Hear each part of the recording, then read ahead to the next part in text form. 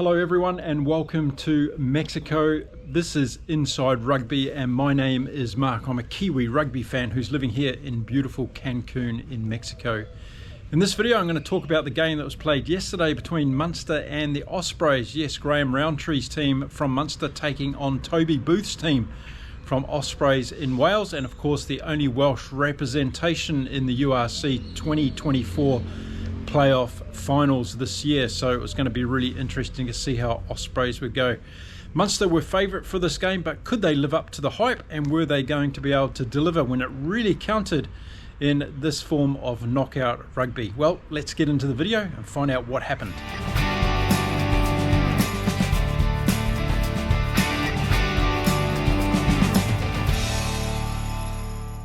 Now, if you're here on the channel for the first time, welcome. It's great to have you here. Don't forget to stick around. The easiest way of doing that is just hit the subscribe button. And if you do like my content, give this video a bit of a thumbs up like Michael Hooper is doing right here.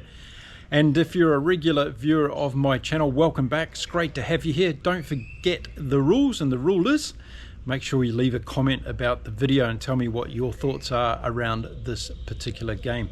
Okay, so the game got off, and I have to say for the first 5 minutes it was probably the most exciting period of the game as far as I was concerned. We saw two quick tries within the first 5 minutes, and it was in the first 2 minutes that we saw Munster go in for the first time. Boy, did they have a lot of possession in that first couple of minutes, and they looked like they were really going to give the Ospreys a hard time with a lot of wide playing, going out wide, looking for gaps, and it was Simon Zebo that got over for Munster in the first 2 minutes of the game. So they opened their account very quickly. Jack Crowley was successful with his first kick of the day, and Munster trotted out to a 7-0 lead just after a couple of minutes. But as I said, a few minutes later, it was a fantastic try set up by the Ospreys.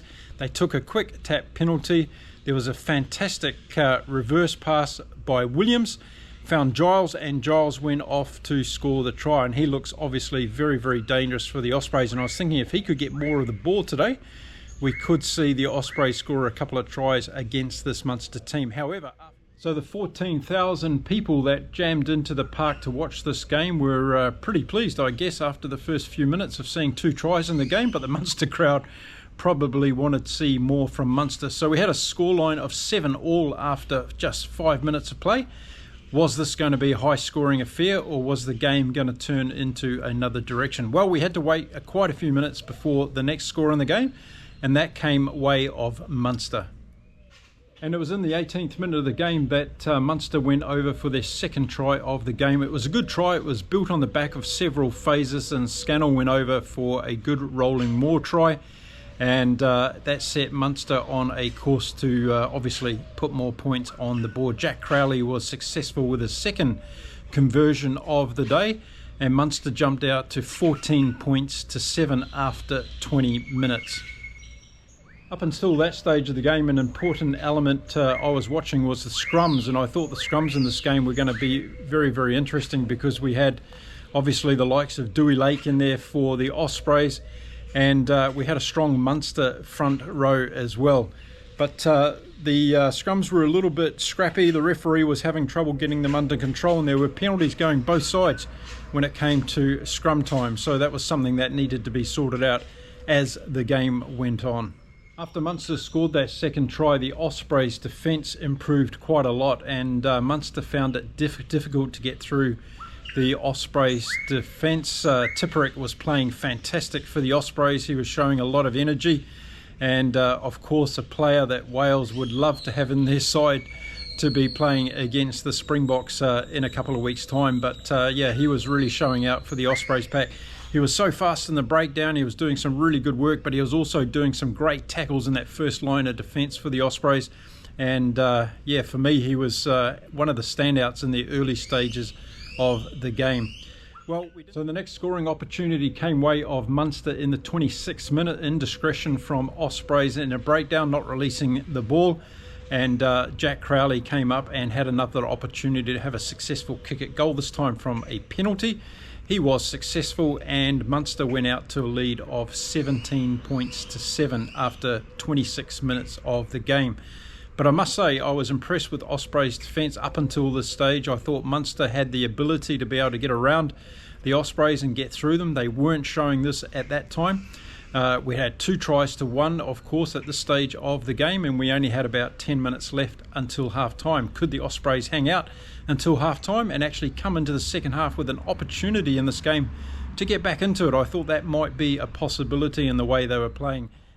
There were no more points put on the board before half-time, so we went to half-time at 17 points to 7. It was pretty interesting for me because I was coming into this game thinking that Munster were going to probably put 30 points on the Ospreys, but they weren't playing well, and I think looking back on it at half-time, I think Graham Roundtree would have had quite a bit to say to the Munster team. They needed to be more clinical. They needed to find ways through the defence of Ospreys, and Ospreys were playing very, very well in that area. Toby Booth, I think, would have been happy at half-time with his team. I think he would have said, boys, hang in there. There's an opportunity here. If we can snatch another try or two, we're going to be really back into this game. But for me, they had to get the ball out wide. They had to use people like Giles, because those sorts of guys are game changers in these types of games. And I think keeping it close wasn't going to do it for the Ospreys in the second half. They needed to find ways out wide and away from those inside channels where I just thought the Munster defence was too good for them. Jack Crowley up until half-time was having a good day with his kicking boot from the tee, but in general play I still have some concerns about the way Crowley kicks the ball. If you look at his actual style that he uses, he kind of replicates what an Australian rules football player does by putting the ball down in a straight line and kicks it. I'm of the generation where the boys used to kick in a spiral kick. They used to find enormous distances, and we don't see that too much anymore in the game of rugby, and I'm wondering whether it's got something to do with the balls that we're using in the game these days. But the old spiral kick where, you know, number 10s and 15s would find 40, 50, even 60 metres from kicks in general play are just not happening in the game today, and Jack Crowley is one of those who I feel is a little bit disappointing when it comes to his kicks in general play. He doesn't find a lot of distance. Anyway, better to be safe than sorry. He does find the touchline, even though it might be 20 metres up the field. Let me know in the comments what you think about this. And if you're from the old school like I do you miss the spiral kicks that we don't see too many of the players adopting these days in the game across the world, in fact? So we got underway in the second half, and Munster really put their foot down and looked very dangerous, and they looked like they were able to score some points. They didn't, though. And the Ospreys got their opportunities after the opening minutes of the second half to really get the ball and put it out wide. And we saw a fantastic defensive move by Ty Byrne, who really stopped the Ospreys attack as it was well and truly underway, getting towards the Munster line. And Ty Byrne, once again, I thought for Munster was one of the standout players for their team this weekend. And R.G. Schneemann was doing some good stuff in the line out as well. And what we can expect from that Springboks giant, the Viking, he's a fantastic player to have in there, and he was playing very, very good in this game as well as we headed into the second half. But Munster had trouble breaking down the Ospreys defence, and I've got to say, and I've got to give a lot of kudos to the Ospreys defensive team here, because they were playing exceptionally well. And we had a period of the game, in fact, where we went 30 odd minutes between the time that Munster were able to score points, and that's what happened into the second half. We got well into the second half before Munster were able to put any more points on the board in this game. And it was in the next period of the game where it kind of got away for the Ospreys, because between the 58th minute and the 61st minute, just in a 3-minute period, we saw 2 quick penalties given to Munster, and Jack Crowley was able to get both of those over. So that meant that Munster skipped out to 23 points to 7 after 61 minutes of the game. So a couple of disciplinary issues there. Toby Booth and his team would have been a little bit disappointed with that, because at that stage I thought they were still in the game. If they were able to score a couple of tries as the game went on, then they were going to give Munster a little bit of a scare. That wasn't going to be the case though, and Munster were doing enough in this game to stay ahead. It ended up being a fairly scrappy game in the second half, and that was because Ospreys' defence was so good and Munster weren't able to find a way through it. So those penalties came in handy for Munster as far as the scoreboard was concerned. So with about 19 minutes left in the game, Munster had the game absolutely tied up. There was no doubt about it. I couldn't see the Ospreys team getting through and scoring those tries that they needed to do.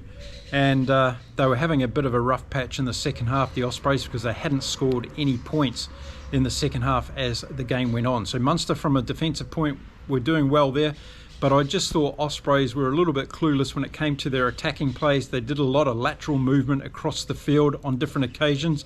They had the ball for 10 or 12 phases on different times, but they weren't able to get any difference through the Munster, or make any progress, I should say, through the Munster team. We didn't see any really good strategic kicking from Williams at number 10 either, which gave them an opportunity to get forward, and Crichton was brought on late in the game for Ospreys to try and make a difference, which didn't really work out for them either. So it was a bit of a shame because we didn't see Giles getting much of the ball and being too dangerous in this game. Of course, he scored that great try in the opening 5 minutes, but after that we only saw him have one or two other runs that weren't really that dangerous. He was setting up second and third phase ball, and I don't think Ospreys were using him to their great advantage. So the game came to an end with that score of 23 points to 7 was the final score in favour of Munster. They go on now to the semi-finals of the URC Championship, and as I'm making this video today on Saturday, we've got some fantastic games coming up today, kicking off in South Africa with the Vodacom Bulls playing against Benetton. Then we go to Leinster to see Leinster against Ulster, and then the last game in the playoffs this weekend is going to be the Glasgow Warriors against the DHL Stormers, going to be played in Scotland. So a fantastic group of games coming up today, and we'll see who Munster's going to play in their semi-final. But as far as a wrap goes on this game, I thought Munster did enough to win the game. I don't think they played fantastic rugby at all. And I just said on Twitter yesterday that I watched the Chiefs in New Zealand play against the Reds in their first playoff game of the season. And it was a far more entertaining game, and the Chiefs looked very, very good in that game. They scored 31 points in the first half alone in that game. And I thought if they were up against this Munster team in the way that Munster were playing yesterday, the Chiefs would have had an easy win against that team. But that's hearsay, and we'll have to wait and see how Munster turn up next week. But I think Graham Roundtree and his team have got a bit of work to do to get this Munster team really firing so that they can defend their title of the URC Championship. Don't forget, they are the title holders at this stage. And to do that again, they need to win another 2 games in this competition. So some good players across the field for them. I thought Zebo played really well until he went off in the second half, and I'm sure he's going to be back again next week for Munster. And I thought Crowley did play well. He obviously was good from the tee. He only missed one penalty kick, which happened in the 68th minute of the game. The rest of the day he was successful, and I thought he led the Munster team around the field pretty well in all of his general play activities. But the forwards did the job for Munster. They did enough. Tyburn and Schneemann for me were the standouts. They did really, really well, and we'll have to see what they can do next weekend. So there you go, there's my wrap on the game between Munster and the Ospreys yesterday. Don't forget to leave your comments. What did you think of the game? Did you think it was a bit of a scrappy affair in the end and Munster just did enough to win it? And do you think Munster are going to be good enough if they play like this coming up against their next opposition? Let me know in the comments. Okay, I'm going to go and get ready now to watch the 3 games we've got coming up today. It's going to be pretty exciting. I'll be back with full reviews after each of those games, so make sure you stick around, hit the subscribe button, give this video a bit of a thumbs up and a like, and I'll see you after each of those games that we're going to be watching today. Until then, stay safe, stay well everyone, keep enjoying your rugby no matter where you are in the world, and I'll see you again really soon right here on Inside Rugby with Mark. Until then, it's time to say adios from beautiful Cancun in Mexico. Bye for now.